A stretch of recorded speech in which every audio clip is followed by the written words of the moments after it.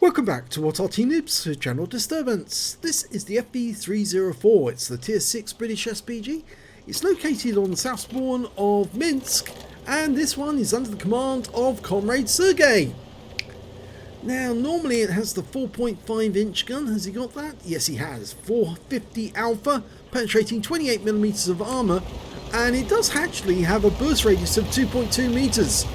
It's basically the same as a 105mm round, but a little more punch. Now, it's a short range Arty, which means that you have to get fairly close to the enemy to get shots on them. But this little area here, this courtyard, can actually be quite a useful spot to actually fire at the enemy without being seen. Of course, if you want to get really close to the enemy, yes, fire over these buildings, and from behind the bushes they can't see you, and you can get shots on them. And of course you can loop the shell directly over the top. That was fired a little too late, but he still got a shot into the side of the Tiger. And the Tiger's now sitting next to an IS-6. Rounds out, and another hit. I think that Tiger driver's probably a bit fed up, saying, how's he getting a shot over these buildings into me? Well, it is an FV304. Oh, hit the concrete there. Oni's backing away, but he would make a nice juicy hitbox for us to hit. And that round hit the target square on, and he's lost some hit points straight away. And they're bunching together again. I think that IS-6 is trying to hog the firing position, and the Oni takes another round. Sooner or later the Oni's going to realise that this is not the right place for him to be, because he's going to get hit regardless of where he goes. Yep. So he's going to have to pull away from here. Okay, he's left the IS-6 and the Tiger 1. Tiger's moving away as well, and takes a round on his engine deck. Or is that his front? Actually, it's his front. He was reversing away there. And he's still tracked, and the next round goes in, and that's another hit. This is the thing about the Burke. It can peck you to death. Shot after shot. 10.68 seconds between each shot. And another one keeps tracking him. He's not going anywhere. Not unless RNG says, no, that shell's not going to hit the target. And even though he can't see the target now, he's still hitting him. Of course, now we have to start asking the question, is he still there? Yes, he is! Is he still there? No, he's not. He's moved. Oh, he went close to the building. You saw him get away there. Oh, Stir Mill. Now, the thing about Stir Mills is they've got an open cockpit. So if you can land the shell inside the open cockpit, you will near enough wipe them out with one shot, because it will kill all the crew. Or at least it can. Rounds out. It's going to miss. Yeah, it landed in front, but it still splashed him for 30 hit points of damage. We switch to the IS-6 this time. Try to hit the side of the vehicle. Hits the engine deck. 201 hit points. That was a good shot.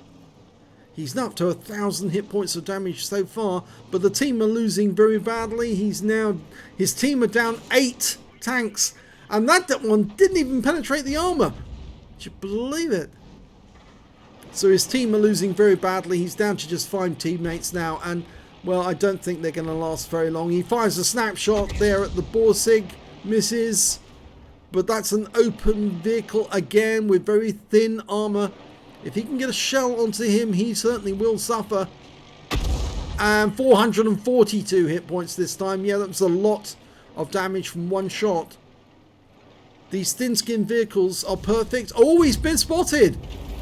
Now, who spotted him? It's, oh my god, it's an enemy tank to his side. It's an E25. And he's reloading. Can he go for the shotgun? Oh, he's been hit by the T-34. Shotguns the E25 and gets taken out by the T-34-85M. So it wasn't his fault that he died, because his teammates let him down. And there was nobody in the field to stop that E25 and T-34-85M getting at him. And this team is not going to last very long. They're completely outnumbered now. They're losing by 10 tanks.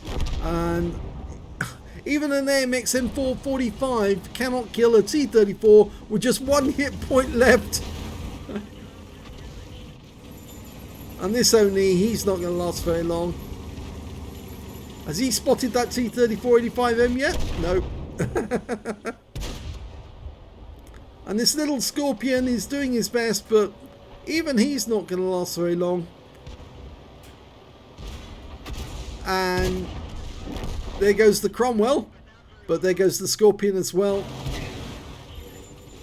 And our steering mill dies as well, and that's the end of the game. So as good as his firing position was, he was vulnerable to the flanks, and on this occasion his team let him down, and that left Comrade Sergei without any defenders.